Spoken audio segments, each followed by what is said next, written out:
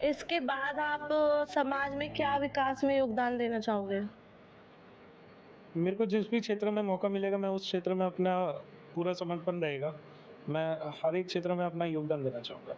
कि बच्चा यहाँ तक पहुँचा है अपनी मेहनत से, मेहनत सफल हुई है उसकी। वो की परीक्षा नहीं है, ये जीवन की बहुत बड़ी परीक्षा है और इसको वही पार कर सकता है जो अपने ऊपर कॉन्फिडेंस रखे। मन में ये है कि जो उसने मतलब ठान लिया था वो उसने अचीव किया है। आपके लिए प्राउड फ़ील वाली चीज़ थी वो क्या थी जब रिज़ल्ट आया था?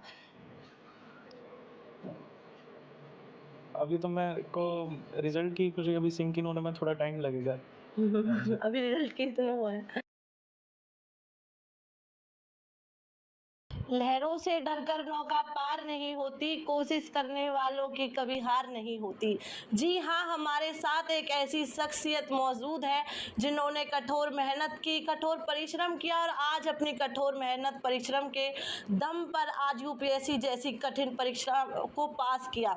हमारे साथ जुड़े हुए हैं कनिष्क अग्रवाल जी, जिन्होंने यूपीएससी की परीक्षा को पास किया और साथ ही में अपने परिवार को गौरवान्वित किया। पूरा परिवार साथ में जो परिवार वाले हैं वो आ रहे हैं और उनको बधाई दे रहे हैं, तो हम इसी बीच उनके बीच आए हैं और उनसे जानते हैं कि आखिर जो ये परीक्षा है इसकी तैयारी कैसे की जाती है, इसमें सबसे मेन चीज़ होती है क्या क्या सब्जेक्ट पढ़ने होते हैं। तो सबसे पहले आपको बहुत बहुत बधाई, आपने इतनी कठिन परीक्षा को पास किया और अपने परिवार को आज आप इतना प्राउड फील करा पा रहे हो। तो सबसे पहले आपको जो मुश्किल पड़ाव था वो क्या था इसमें? इसमें एक मिनट। इसमें 3 स्टेज होते हैं इस एग्ज़ाम में, प्रीलिम्स, मेंस और इंटरव्यू स्टेज। हर स्टेज अपने आप में एक नया चैलेंज होता है, हर स्टेज का एक अलग ऑब्जेक्टिव होता है। प्रीलिम्स बिल्कुल ही ऑब्जेक्टिव एग्ज़ाम है, मेंस बिल्कुल ही सब्जेक्टिव एग्ज़ाम है और इंटरव्यू एक पर्सनैलिटी टेस्ट की तरह है। तो एक होलिस्टिक अप्रोच है इस एग्ज़ाम की इवैल्यूएशन के लिए। तो इसमें आप कौन-सा ऐसा सब्जेक्ट था जो आपने लिया था? मेरा ऑप्शनल मैथ्स था। मैथ्स था। इसके बाद आप समाज में क्या विकास में योगदान देना चाहोगे? मेरे को जिस भी क्षेत्र में मौका मिलेगा, मैं उस क्षेत्र में अपना पूरा समर्पण रहेगा। मैं हर एक क्षेत्र में अपना योगदान देना चाहूँगा। तो सबसे आपके इस पूरे जीवन में सबसे बेस्ट रोल किसने निभाया था? फैमिली सपोर्ट कैसा रहा? पढ़ाई के साथ किसी ऐसा फ्रेंड का था? किसका बेस्ट आपको ये रोल रहा इसमें? सपोर्ट कितना था? किसी एक बेस्ट को तो मेरे को नाम लेना बड़ा मुश्किल रहेगा, लेकिन काफ़ी लोगों ने मेरे को सपोर्ट किया, मेरे पेरेंट्स और मेरे टीचर्स ने। तो आपने कितनी बार अटेम्प्ट दिए थे? ये मेरा 4th अटेम्प्ट है। तो 4 बार आपने अटेम्प्ट दिए, तो सबसे मेन प्रॉब्लम किस चीज़ में आई थी आपको? मेरे को मेंस के स्टेज में थोड़ी प्रॉब्लम आई थी।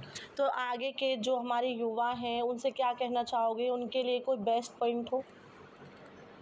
आप अपने एरिया आइडेंटिफ़ाई करिए कि आपको कहाँ इम्प्रूवमेंट करनी है, कि आप क्या करना चाहते हैं, क्या आपको रिलेट कर पाता है और फिर उसी एरिया में आप चलते रहिए। तो आपने इसमें सबसे बेस्ट जो आपके लिए प्राउड फ़ील वाली चीज़ थी वो क्या थी जब रिज़ल्ट आया था? अभी तो मेरे को रिज़ल्ट की खुशी अभी सिंक इन होने में थोड़ा टाइम लगेगा। अभी रिज़ल्ट की इतना वो है। तो आपने ऐसे कौन-सी पढ़ाई की थी? मैंने बीटेक करी हुई है। बीटेक करी हुई है। तो आपके मन में ये आईपीएस, यूपीएससी जैसे पेपर को क्लियर करने का आइडिया कहाँ से आया? इंस्पायर कहाँ से हुए आप? ये मेरे को बीटेक करते वक्त ही आइडिया आया, जब मैं देखता था कि हम अपनी नॉलेज का कैसा मैक्सिमम यूज़ कर सकते हैं। तो मैंने ये जाना कि ये सिविल सर्विसेज हमें एक प्लेटफॉर्म देती है जहाँ पे हम अपनी नॉलेज का मैक्सिमम यूज़ कर सकते हैं। तो ऐसा ऐसा कोई सब्जेक्ट था जिसमें आपको सबसे ज़्यादा टफ़ लगा हो? सारी सब्जेक्ट वैसे तो अपने आप में टफ़ रहते हैं, लेकिन मैथ्स थोड़ा ज़्यादा टफ़ है। तो अगर कोई और हमारे युवा हैं वो इसकी तैयारी करना चाहे साथ में, उसको क्या-क्या ऐसे पॉइंट हैं जो ध्यान रखने चाहिए? थोड़े टेस्ट देते रहिए, अपने आप को इवैल्यूएट करिए। हर एक स्टेज अपने आप में अलग चीज़ है। आप प्रीलिम्स के लिए अलग प्रिपरेशन स्ट्रैटेजी है, मेंस के लिए अलग स्ट्रैटेजी है और उसी हिसाब से अपने आप को इवैल्यूएट करिए। तो आपने तैयारी शुरू की थी तो इसके लिए आपने क्या-क्या स्ट्रेटजी अपनाई थी? कितना पढ़ते थे? मैनेजमेंट क्या था? मेरी प्रिपरेशन लगभग सारी ऑनलाइन ही रही है और मैं अपना टाइम डिवाइड करता था कि मेरे को आज इस दिन ये चैप्टर पूरा करना है, ये टारगेट पूरा करना है, आज ये आंसर राइटिंग करनी है। और इस हिसाब से मैं अपना टाइम डिस्ट्रीब्यूट करता था। तो ऑनलाइन करते थे या सेल्फ स्टडी करके आपने तैयार किया, कोचिंग लेके किया तैयारी? मेरी क्लासेस ऑनलाइन होती थी और मैं सेल्फ स्टडी घर पे ही करता था। तो आपका बचपन से क्या एम था? बचपन में होता है ना एक बच्चे को कि मैं तो ये बनूंगा, नहीं बचपन से आप था आपके मन में ये? नहीं, बचपन में तो इस चीज़ की बिल्कुल भी समझ नहीं थी ये कि ये सिविल सर्विसेज क्या होती है। बाद में ग्रेजुएशन के वक्त इसकी थोड़ी समझ आई है। देखिए हमने उनसे बात की, उन्होंने बताया कि कैसे उन्होंने तैयारी की, क्या-क्या उन्होंने चीज़ों को ध्यान में रखा, उनका मैनेजमेंट क्या रहा। तो उनके जो परिवार वाले हैं, उनकी मम्मी भी हमारे साथ जुड़ी हुई है। आंटी आपको पहले तो बताइए कितनी खुशी हो रही है अपने बेटे को इतने बड़े मुकाम तक पहुँचने के लिए? आज ये दिन देख के बहुत ज़्यादा खुशी हो रही है कि बच्चा यहाँ तक पहुँचा है अपनी मेहनत से, मेहनत सफल हुई है उसकी। तो ऐसा क्या पॉइंट था जब वो तैयारी करते थे, आपका कितना सपोर्ट रहा है उसको? सपोर्ट यही है, बच्चा यदि दिख रहा है अभी मेहनत कर रहा है तो सभी पेरेंट्स को सपोर्ट देना ही चाहिए। तो कितने देर वो पढ़ाई करते थे?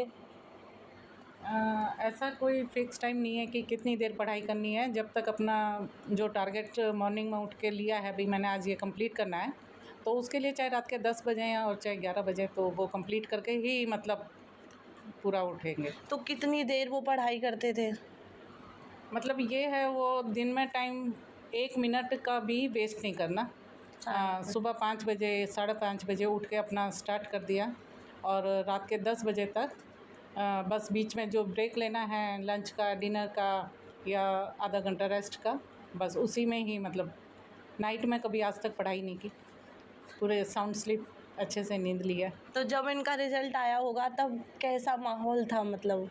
रिज़ल्ट आया तब उम्मीद थी मुझे कि मतलब कुछ ना कुछ रैंक हासिल होएगी, तो मतलब पूरी उम्मीद के साथ ही हम बैठे हुए थे कि बच्चे ने मेहनत की है तो वो तो आज रिज़ल्ट आना ही आना है।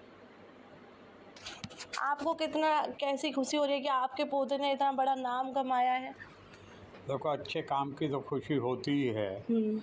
और ये कोई छोटी मोटी परीक्षा तो थी नहीं, ये तो एक ऐसी परीक्षा है कि जिसको जो बच्चा पास कर लेता है तो पूरे परिवार को, रिश्तेदारों को, जान पहचान वालों को, आस पड़ोसियों को, सभी को खुशी होती है। और हमारा जीवन तो ऐसा रहा है कि सबके साथ घुल मिलकर रहते हैं, तो इसलिए समाज के भी लोग इसमें खुशी अनुभव कर रहे हैं। रिश्तेदार की भी सबकी शुभकामनाएं आ रही हैं, आ भी रहे हैं, तो ये खुशी का तो माहौल है ही। जैसे हरियाणा में उन्होंने अपने नाम का लठ गाड़ दिया, तो क्या कहना चाहोगे? देखो, लठ गाड़ना तो एक और बात है, लेकिन मैं तो ये कहना चाहता हूँ कि बच्चे ने जिस कदर मेहनत की है, और अभी से नहीं, ये जब छोटी कक्षाओं में था और गुजरात में पढ़ता था, गुजराती पढ़ते हुए भी ये अपनी क्लासों में हमेशा फर्स्ट आता रहा। फिर इसने अपनी शिक्षा राजस्थान में की, राजस्थान में भी यही रहा कि जोधपुर में ये अपने स्कूल में फर्स्ट आया। अच्छा। तो शुरू से ही इस बच्चे का जज्बा था पढ़ने का और कुछ करने का। जब भी मैं इससे बात करता था, इसने आईआईटी दिल्ली से इंजीनियरिंग की, मैंने कहा बेटे बहुत अच्छी जॉब लग गई है, अब तो तुम सर्विस कर लो। इन्होंने कहा बाबा मेरा एक ही एम है और मैं उस एम को अचीव करके आपको दिखलाऊंगा। इतना बड़ा कॉन्फिडेंस होना कि 2-2.5 लाख रुपए महीने की सर्विस को त्याग देना और इस काम में लग जाना, और इतने कॉन्फिडेंस के साथ कि ये मैं करके रहूँगा, ये एक बहुत बड़ी बच्चे की, मैं ये कहता हूँ, बड़ाई की बात है कि उन्होंने अपने उद्देश्य में सफलता प्राप्त की है। परिवार का, रिश्तेदारों का, गांव का, सभी का, शहर का मान सम्मान बढ़ाया है। ये कोई छोटी मोटी परीक्षा नहीं है, ये जीवन की बहुत बड़ी परीक्षा है और इसको वही पार कर सकता है जो अपने ऊपर कॉन्फिडेंस रखे। बिना सेल्फ कॉन्फिडेंस के ये परीक्षा पास नहीं हो सकती। तो सारे परिवार को बहुत खुशी है। सब शुभकामनाएं देते हैं कि भाई अपने भविष्य के प्रति भी आप इतने ही कॉन्फिडेंस से चलना और जो भी सेवा मिले उसमें ईमानदारी, मेहनत और लगन से काम करना, जिससे कि जैसे कुछ बड़े ऑफिसर्स हैं उनका नाम है, खेमका का नाम है, उसी प्रकार से अपने नाम को आगे बढ़ाना। और वो एक ही सीढ़ी है कि अपने काम को पूरी निष्ठा के साथ करना, ईमानदारी के साथ करना, और जब दोनों काम मिल जाएंगे, निष्ठा भी और ईमानदारी, तो फिर भविष्य आपकी ओर देखेगा। आप भविष्य की ओर नहीं देखोगे, क्योंकि ईमानदारी और सद्भावनाएं जो है जब मिल जाती हैं तो भविष्य का जो रास्ता है वो बहुत सरल हो जाता है। क्या कहना चाहोगे, आपके बेटे की इतनी बड़ी उपलब्धि हासिल की है उन्होंने? बहुत बहुत खुशी हो रही है, बहुत अच्छा लग रहा है। और मन में ये है कि जो उसने मतलब ठान लिया था वो उसने अचीव किया है। तो आपको कितना भरोसा था अपने बेटे पे? भरोसा बच्चे पे शुरू से था मेरे को। जिस हिसाब से स्टडी करता था, क्योंकि स्टडी करते हुए हम देखते थे इसको एक धुन और एक लगन के साथ इसने स्टडी की है।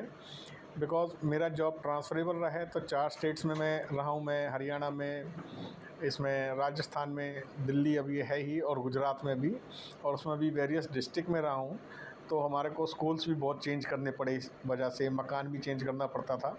तो सभी जगह के एटमॉस्फेयर से इसने लर्निंग ली है। फिर भी अपनी क्लास में हमेशा फर्स्ट डिवीज़न, मतलब टॉपर अचीव किया है इसने। तो मतलब शुरू से महसूस होता था कि भाई कुछ ना कुछ ये बच्चा मतलब करेगा, तो वो आज करके दिखाया है, तो इसलिए बहुत खुशी महसूस हो रही। जो और भी पेरेंट्स हैं उनको क्या कहना चाहोगे? जो मैं सिर्फ ये कहना चाहूँगा कि अगर बच्चे में अगर आपको जो भी आर्ट दिखे, चाहे वो पढ़ाई का दिखे, चाहे स्पोर्ट्स से रिलेटेड दिखे, चाहे कल्चरल एक्टिविटी से रिलेटेड दिखे, अगर उसमें करने की लगन दिख रही है और उसके अंदर जुनून है, तो उसको करने दो, उसको सपोर्ट कीजिए आप। चाहे डायरेक्ट वे में होती है, चाहे इनडायरेक्ट वे में, बट उसको डिस्टर्ब मत कीजिए। अगर वो लग रहा है कि वो अचीव कर सकता है, बिकॉज उसके अंदर जुनून है, उस करना ही करना है मुझे, जिसको जिद्दीपना बोलते हैं, तो उसको करने दीजिए। तो वो ज़रूर उस फील्ड में वो महारत या कोई ना कोई अचीवमेंट ज़रूर प्राप्त करेगा। देखिए, हमने उनके पेरेंट्स से बात की। उनका कहना है कि उनका बेटा बहुत ज़्यादा मेहनती था, दिन रात मेहनत करता था, और आज उस मेहनत का ही नतीजा है कि वो इतने बड़े मुकाम तक पहुंच पाया है, इतनी कठिन परीक्षा को पार कर पाया है। ऐसे ही एक्सक्लूसिव इंटरव्यू देखने के लिए जुड़े रहें हिंदुस्तान तहलका न्यूज़ के साथ। जय हिंद, जय भारत।